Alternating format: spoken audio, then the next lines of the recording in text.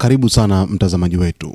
Ikulu ya Marekani imewasilisha mpango wa vipengele 20 unaolenga kusitisha mara moja vita vya Gaza dhidi ya Israel ambavyo vimeua zaidi ya Palestina 66,000. Kwa mujibu wa mpango huo, vita vitakoma mara moja pande zote zikikubaliana, mateka wote watarejeshwa ndani ya saa 72 na Israel itaachia maelfu ya wafungwa wa Kipalestina.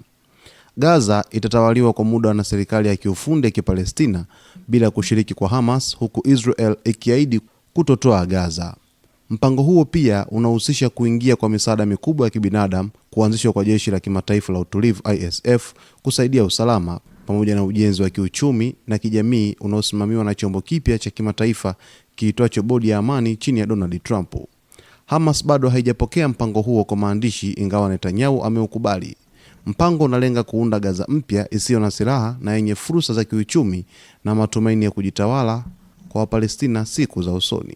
Hatua hii imefuatia mkutano kati ya rais wa Marekani pamoja na waziri mkuu wa Israel Benjamin Netanyahu, mkutano wa waandishi wa habari ambao walizungumzia matakwa ambayo yameweza kufikiwa kufuatia mkutano wa siri ambao umefanyika White House kwa ajili ya kuweza kuikomboa Gaza. Na mpango huu unafuatiwa na shinikizo la muda mrefu la mataifa mbalimbali duniani, lakini vile vile na mataifa mengine ambayo yamekuwa yakitambua taifa la Palestina.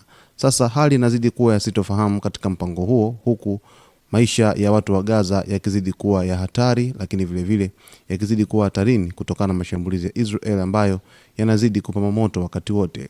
Mtazamaji wetu, tutakuwa tunakuletea kila hatua ya hiki ambacho kimeweza kutokea kufuatia mapigano huko Gaza kuzidi kuendelea kwa muda mrefu, kiasi cha kwamba hali sasa inazidi kuwa tete na maisha ya raia yanazidi kuwa magumu katika ukanda wote wa Gaza.